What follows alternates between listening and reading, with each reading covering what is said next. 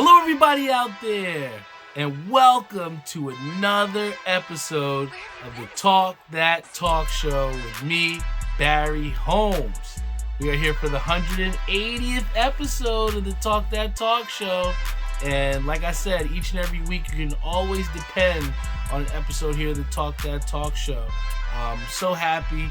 There's been a lot of things that's happened this past week. Like I said, to start the previous episode, I really just talked about how, for those that didn't see, I really just talked about just how much it meant to have that little mental break and to come back. And, for me, it was just super important. And, what we've seen is just a renewed strength in just trying to get this podcast and just keep it fresh and, keep, a lot of the things that we had successful with early on in episodes, but just keeping them pumping, man. And I think the consistency, constantly bleeds through. And, building off that, where we're coming into, back-to-back weeks now, where we're trying to, again, get back into that rhythm. It means the world to have Robert Brantley Jr., who's celebrating a birthday just a couple days ago. Big shout out to my DIY brother.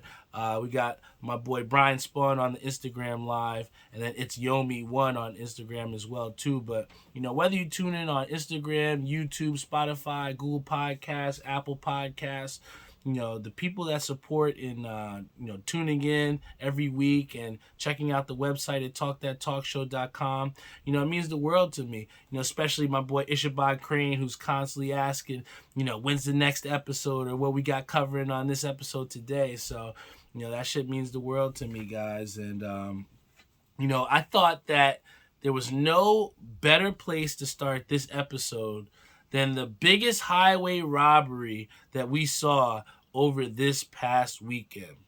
I was talking before how I was so excited for UFC 280, and let me tell you, it did not disappoint.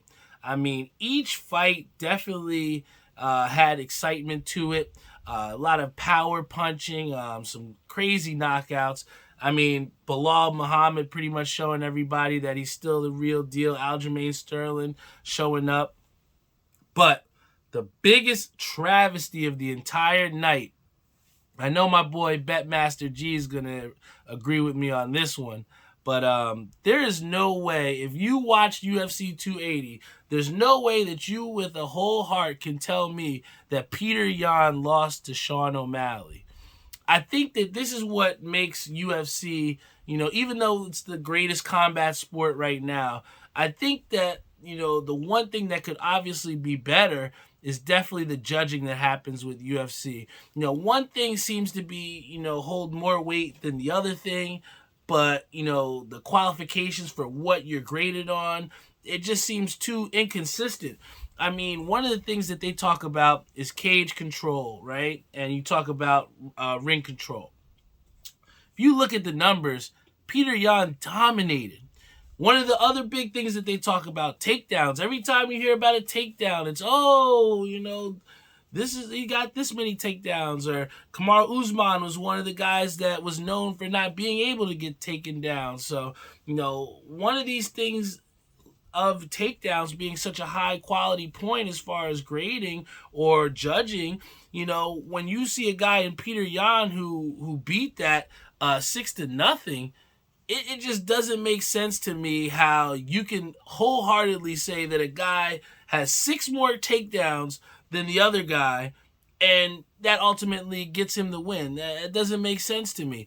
Sean O'Malley definitely, had great spots in that fight where he had some strong jabbing and he kind of stunned Petr Yan twice.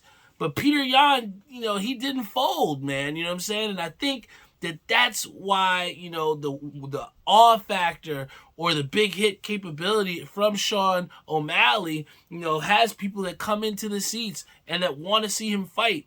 And I get that, and I love everything that he's going to do for the game of combat sports, showmanship.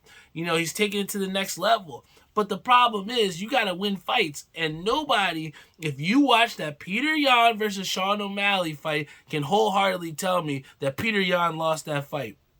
At the bare minimum, I'll say that, okay, maybe you can say it was a draw.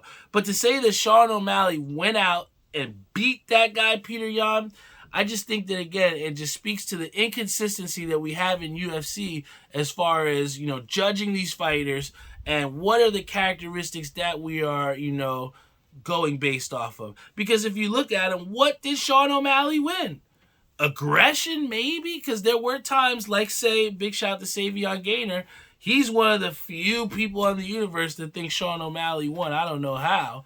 But one of the things that he talks about is that, Peter Yan was constantly on the defensive. But, I mean, if you're on the defense and nobody's really doing anything outside of one or two big shots, I just don't see how there was an upset with Sean O'Malley. It just didn't sit right with me. Not to mention it cost a lot of people some big money in parlays. My boy Darius, he had like some 17-leg parlay that was lost just based off of this inefficient grading of fighters, man. So, again, I love to see good fights. I love to see, the big-time guys fight, and that's what I do love about the UFC. But if we are going to get these big-name guys fighting each other and pretty much putting their legacies on the line, the very least, the bare minimum we can do is at least judge and grade them the right way. Because, to rob Peter Yan out of this, what does that potentially do for him? We have a guy in Sean O'Malley who really shouldn't have been fighting a Peter Yan, but Peter Yan is just such a savage. He's like, I'll fight anybody. This guy's ranked 10th or whatever he was, I'll still fight him. But, at the end of the day, what it comes down to, Peter Yan did accept the fight, and because he's lost now, is this guy still a contender? Is he now become a gatekeeper? This was a potentially, career-changing fight for Peter Yan. And to have him robbed by the judges, it's something that's terrible. And that's even more important why they say in UFC, you got to get the finish. You got to knock this guy out. Because when you leave it up to the judges, literally anything can happen. Big shout out to my boy Tim Sikoria and Brian Bloom on our Facebook live stream. Big shout out to my boy Theo. Going to be seeing him at Tommy's Tavern later tonight. But one thing that I was so excited to go to Tommy's Tavern for tonight was to watch my New York Knicks. This was the City Edition jersey from 2 years ago. Before, I guess I think it was one of the first ones that Kith designed. But my Knicks are 3-1 right now.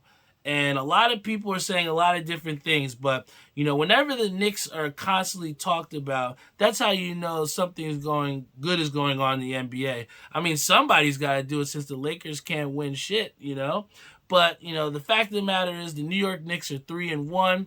They're playing great basketball. And one of the things that stopped us from beating Theo's Hawks back in the playoffs a couple years ago, and then also what prevented us from getting to the playoffs last season, was the fact that we were inefficient scoring the basketball.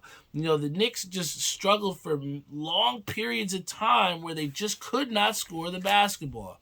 Now, if you watch the games this season, the New York Knicks are playing a much more fluid offense, man. And, I think that, one of the things that I thought was super important, imperative to talk about on the show tonight is, what a guy in,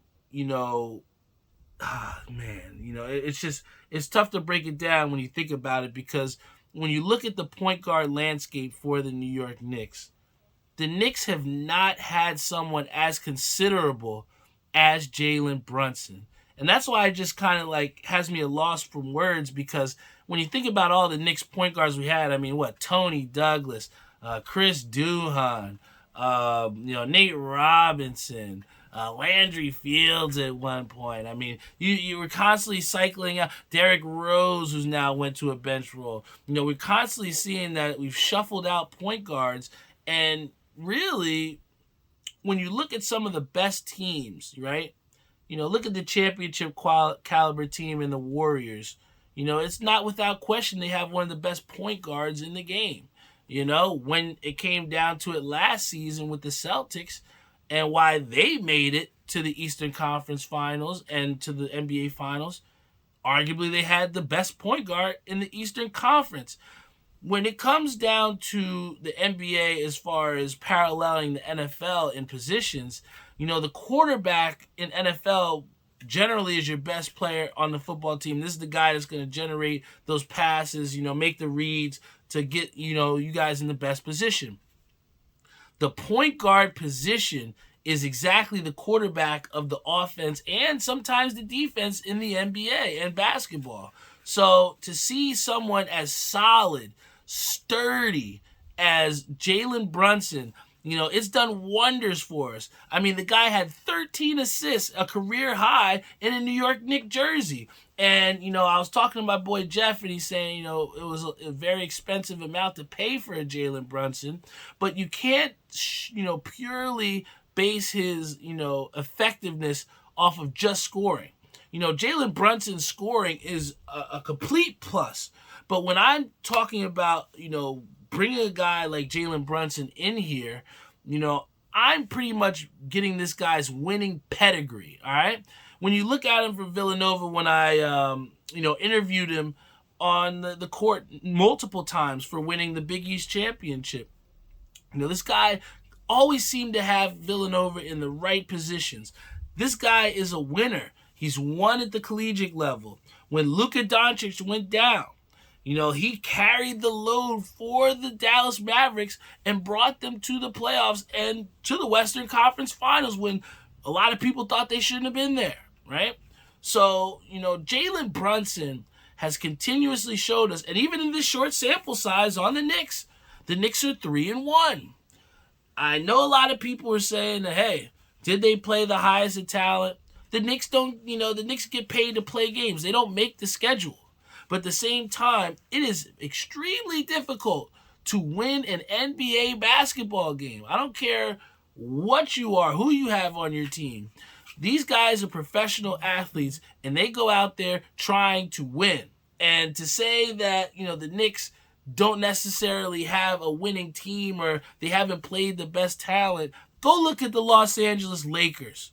Have you watched the Houston Rockets play? These guys can't beat nobody, and they're not playing good basketball. But when you look at the Knicks, who are a team that the only loss that they had was an overtime loss to the Memphis Grizzlies, who are a very high caliber team in the Western Conference. Granted, they had some players that are injured, but again, we don't make the situations that there are out there. You just have to go out there and push through whatever's in your way. And for the Knicks to be 3-1, for Jalen Brunson to be running this well-oiled machine that we're talking about as the Knicks offense as well as he has, I mean, how can you not be happy watching those games? I mean, part of the reason why we had to move up the schedule of recording this show is so we could watch the Knicks game at 8 o'clock because they're so watchable right now. And someone who is so heartbroken from me, from the Mets, and having a team that's underperforming, it really means something to have a team that's overachieving to this point. The Knicks traditionally, are a slow grinding, late blooming type of team. But to see them having success early, this is something that we want to see, especially with so many new parts. I mean, Cam Reddish, just the fact that, he's come out really aggressive trying to, attack the basket. That's only helped R.J. Barrett, it seems, to do the same thing. Jalen Brunson's catching the ball, pushing the ball in transition, and the Knicks are getting great looks. I think that, the winning pedigree that Jalen Brunson has brought to the Knicks is what you're paying for. You're not paying for this guy to go out and drop 22, 25 points a game. You're paying for this guy to change your culture. And I know it's too early to tell, but I like what I've seen from Jalen Brunson. And the big test tonight will be against the Bucks at 8 o'clock. And I promise you, once I get off the air, I got to see that game because that is an important one to watch. But I think another thing that was super important to talk about, and we always talk about legacy here on the show, and integrity, what your core values are, what you stand for, what you believe in. And, it sucks because, I really enjoyed, rocking Yeezy sneakers. I still am going to rock Yeezy sneakers. I still will rock my slides. But it's sad to see what Kanye West is doing and how he's made certain comments that have now pretty much made him an ostracized figure within fashion, which he helped to really uplift in these last half a decade or so. But the one thing that I want to talk about with Kanye getting dropped by Adidas is just, please pay attention to the words that you really say.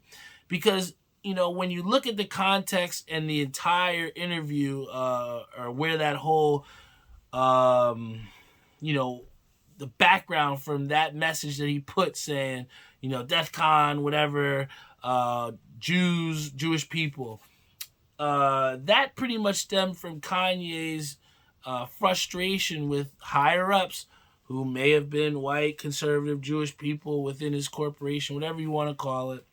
People stealing his ideas and making direct copies for much cheaper. And we get it, man. I think it's obviously frustrating, but we'll never know to the degree as far as billions of dollars and millions of dollars in frustration as far as creativity wise from a Kanye West. But at the end of the day, what I do know is that in 2022, 2023, whatever year we want to talk about,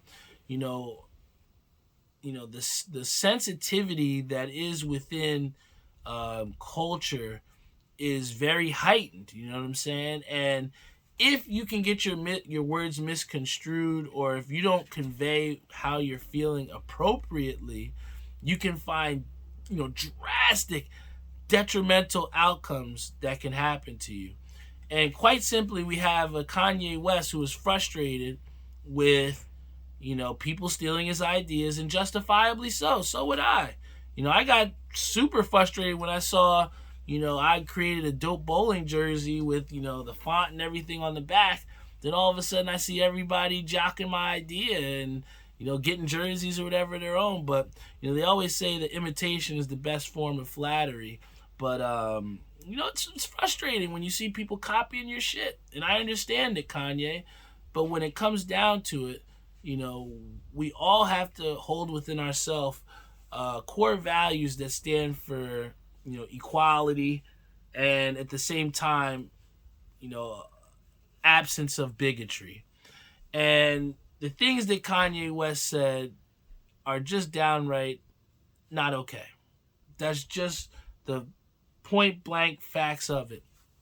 The problem is that, this pretty much tarnishes, just how much of an impact, Kanye West had on fashion, and just how important, what he's done creatively to change the game. I mean, I used to be only Nikes, never even rock Adidas, until I put my foot in a pair of Yeezys. And, sadly, we probably will not see the Yeezy sneaker, from Adidas too, often anymore as they start to whittle it out.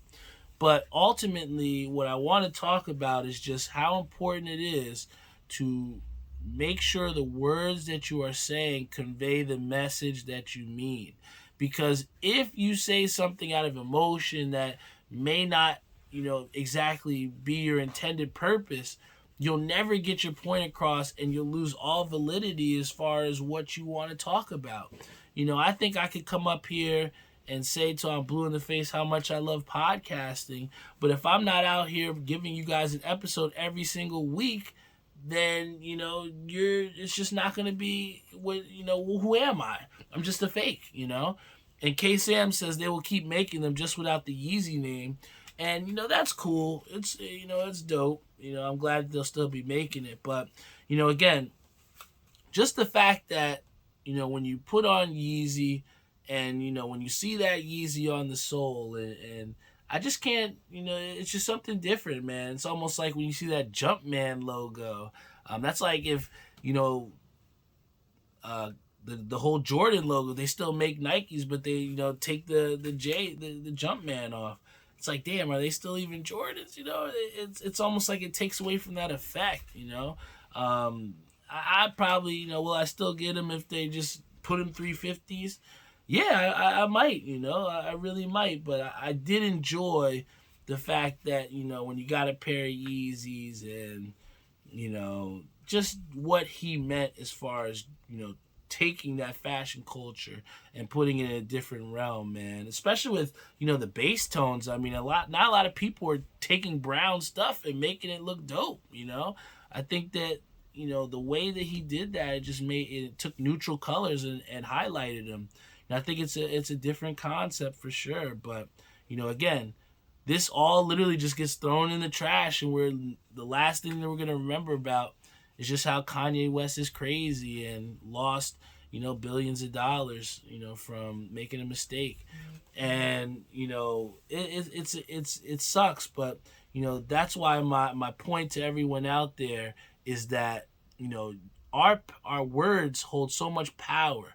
Just the fact that we have Kevin Rosa, Alvin Baptiste, Reese, Chris Shank Jr., Aunt Trish, K Sam on Instagram.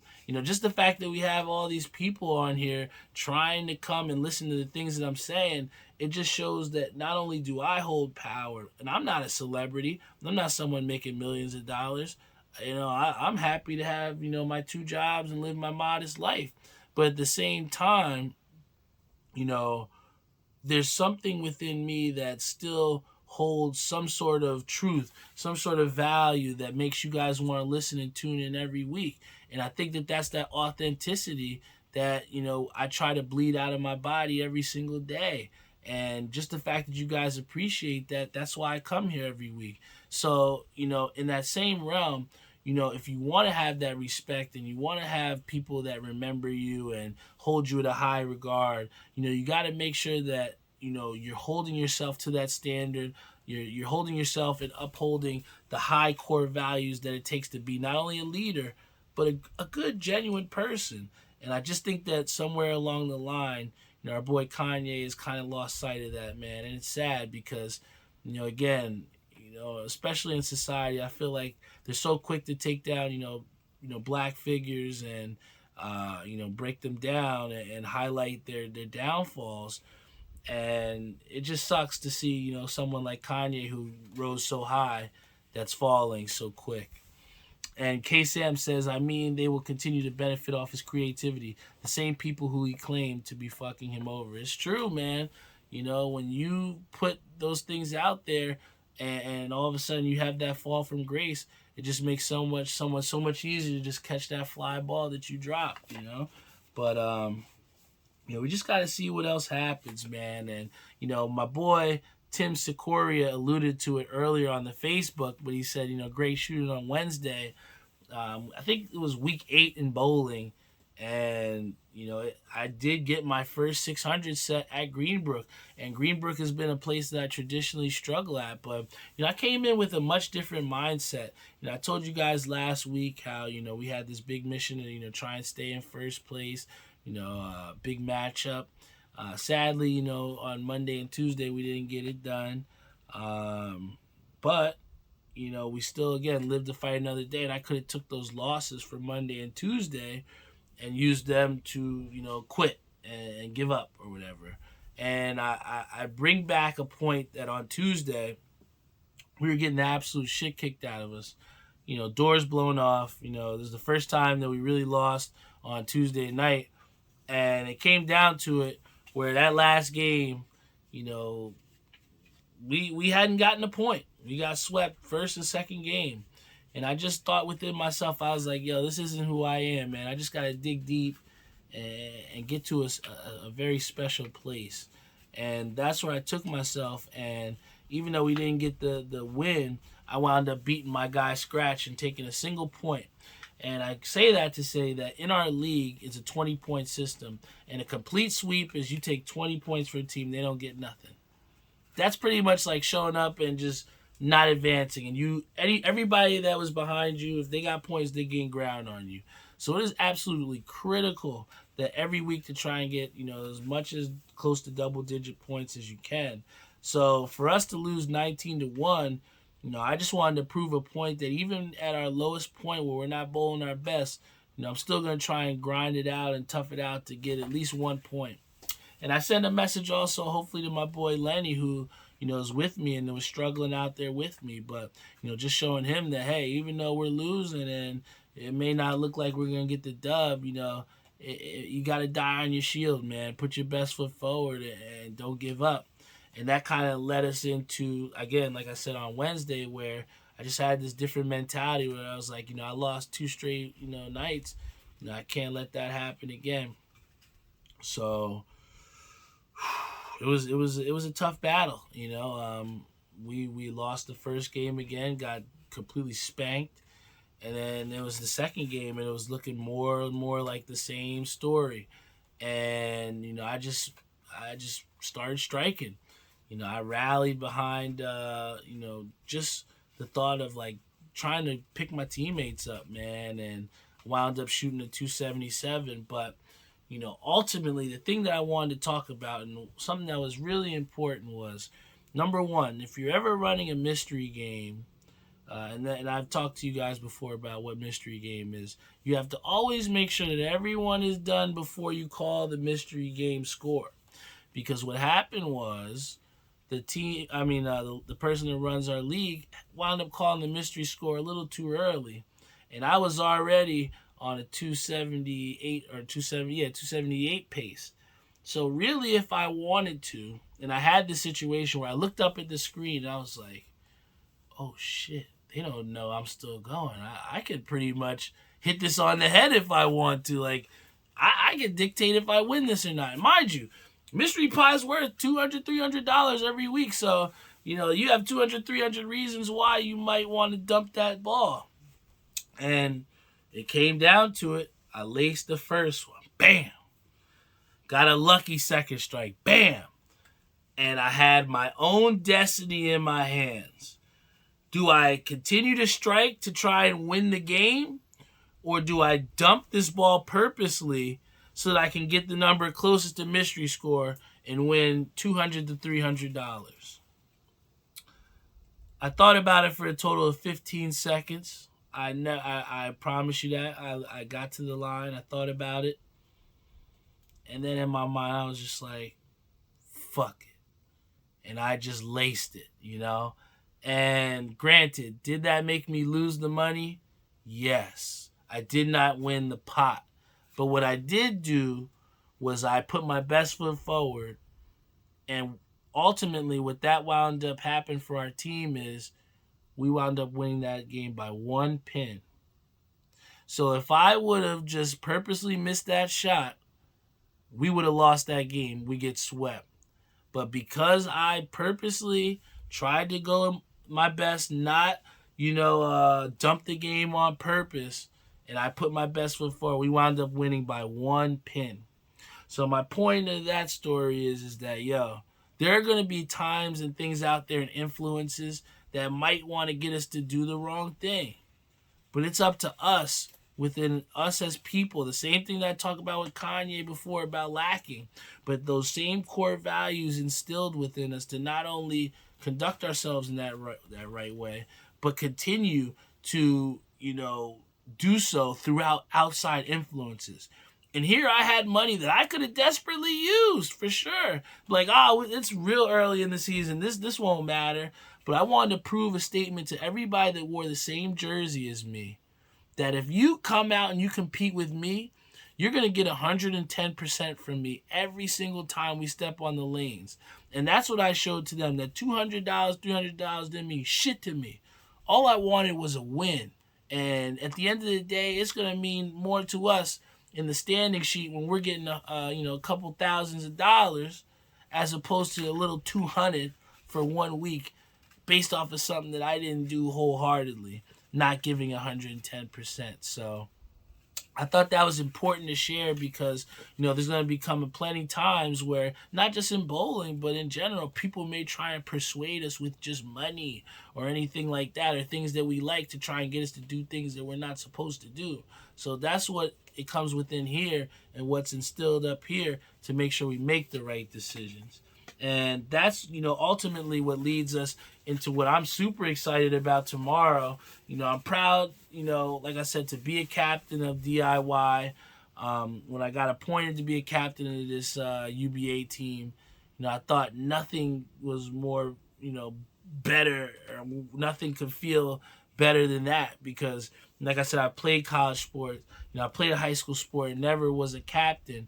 And to have that, responsibility, it just means the world to me, man. And, I continue to try and be the best captain that I can. And, ultimately, I was, be able to get inserted into the lineup. I will be repping DIY hard as we bowl against Top Guns. And I always circle certain matches on the schedule 110%. And I even said this to one of the guys in our chat. He joked about, how he promised he was going to be sober. He was going to come early to the match. And I just wanted to tell him that I understood the joke, but this match I don't take as a joke one bit. It's something that I always put up there on the pedestal because I remember it was our first, match against them in the division in a place flooded with talent. And we having a team that's flooded with talent that you might not know about, a lot of unnamed people. But this team, Top Guns, thought that because they wore the name Top Guns, because they've been in the division longer than we had, and that they called us rookies, that we didn't deserve to be on the lanes with them. They were literally yelling to us on the lane saying, we're the worst team in the UBA. They were out there saying that, just because we were in this house, that's the only reason why we were striking. And all they kept giving was all these excuses. And what ultimately happened was we beat this team not one time, but 2 times, back-to-back weeks. So I love proving people wrong. And every single time that I bowl against these people, or when I get, lined up, whether it's in league or whether it's in a situation like this, a UBA event where we get to bowl against each other, I just love kicking dicks in, man. I promise you, I love doing that shit, man. Especially to someone that doesn't believe that you can do it. I gotta show you, you know what I'm saying? And I think that for them to continuously walk around like, they're better than us because they, have more experience per se, we're undefeated against them. And like I said, I circle this game on the schedule a lot because when you give somebody a chip on their shoulder, that makes them a dangerous person, man. And I tell you what, I don't want to see Top Guns take us lightly tomorrow, because if they do, they might get 40-pieced. And I promise you that. Anytime you take us DIY guys lightly, anytime you think CJ's not going to come out with the energy, anytime you don't think that we're not going to have a bunch of guys with their jerseys on proudly, not even bowl, and still there repping us, you're going to be in for a long hour and a half, 2 hours. And I'm just excited to wear that DIY jersey and just show that you can't keep sleeping on somebody, because when you do, like my boy Eric Turner says always, what'll make you laugh will definitely make you cry, man. And, to that, I definitely want to get off the air here so I can watch this Knicks game. But it's super important that I talk to you about these 2 hats here. I'm so hyped. You know how I am about my hats. This hat dropped. These hats dropped today. And normally I'm not a huge, 1515 Diallo guy, mainly because they're in the Bronx. But luckily, I was so appreciative to have someone like Doc who went and got the hats for me. I mean, guys, you can't underestimate just the power of someone that truly cares about you, man. And it's very refreshing to have someone that's willing to drive all the way to the Bronx for you for 2 silly hats. But, that's something that I have. So, I never take that for granted, and I appreciate that. But in her ride to the Bronx, she was able to get me these 2 dope-ass Mets hats. And let me tell you, for my first time getting from 1515 Diallo, I was rather impressed. Here we have what seems to be like a Florida, Miami Hurricanes type colorway here with the green and the orange. 40th anniversary patch. Love that. Orange button on the top. And what takes this all together is the gray undervisor. I love that classic gray look, man, especially on something like this. Two Tones have taken the game over, man. And I know I'm rocking this Crucial Black right now to kind of take it old school, but, Two Tones have definitely taken over the game. And when I saw this one, at first I wasn't going to get it, but I was like, yo, this is the one, because I don't have anything like this. So big shout out to them for that. And then also, I got to tell you, this was the heater. This was the one where I was like, yo, I need to get this hat. I have never seen anything like this Mets hat right here. This one with it almost seems like a yellow, creamish yellow type. But to see that come together with the navy and then the icy blue underneath, yo, when it comes down to hats, show me something different. And whatever 1515 Diallo has cooking in the Bronx, this, I'm telling you, this right here was what made me see what they have to offer, man. I mean, come on, yo. The Miracle Match side patch, it's unmatched, man. When it comes down to hats, show me something I haven't seen before. And these two Mets hats here, are definitely ones that I cannot wait to rock. But I got to get off the air here, guys, because at the end of the day, I got to watch my Knicks play. We're really coming together. My boy Dutch flew in here. We're all going to come hang out over at Tommy's Tavern. I'm super excited to see all my friends and, have experiences where we all get to come together. But, ultimately, priorities come first. And I wanted to make sure I gave you guys 110% of myself and gave you guys a quality episode of the Talk That Talk show. And, yo, big things are in store, man. I know. Big shout out to Kenny Lou, who has his hat dropping. First drop outside of My Fitteds. His is going to be at Players up in Patterson, New Jersey. If you have any time, go check him out. It's only a couple blocks away from the My Fitteds location in Patterson. But Kenny Lou is my bro, man. He's somebody that, creatively, we've, come to a great place and have made great things together. And somebody that I wholeheartedly support because he's done the same for me. So, go out and support him for his hat drop on Sunday. He's got, I think, 2 hats dropping. Definitely heaters. I don't want to say what they are. Definitely go out to Patterson and check him out, though. But, for me, having this hat drop that I'm going to be supporting Kenny with. Also, the DIY UBA event tomorrow. Having my brother come back, hopefully getting to spend some time with my brother who I don't see a lot anymore. I just got a lot of things on the schedule. And I'm appreciative of the fact that I'm able to have my time completely filled, man, because I think that in that dead time or that time where we're trying to look for things to do, that's where we kind of lead astray from that end goal or, lead to things that aren't as exactly as positive. So, the fact that I have a full schedule of positive things to do and also positive people to do them with, just makes me, have a full, whole heart, and especially to have a fan base like you guys that continue to rock out with me each and every week. It means the world to me, guys. So, once again, I want to thank you guys for tuning into an episode of Talk That Talk Show. Episode 180 is in the books. You can always check us out at talkthattalkshow.com for all updated information on what you may need about the podcast. Check us out on Instagram, Facebook, YouTube, Spotify, Google Podcasts, Apple Podcasts, iHeartRadio, Stitcher, you name it. We're on it. Subscribe to us on YouTube. Give us that like button. I'm not in it for the metrics. I'm not in it for the stats. I'm not in it for the views. I'm just here to give people that want to listen to me. I want to give them my full, wholehearted, thoughts and just the things that are going on in my life, man. Just the fact that I made it here to 180. There's so much more to go. And that's what encourages me and helps me to know that I can do this and I will do this. So thank you so much, guys. Love you all and see you all next week.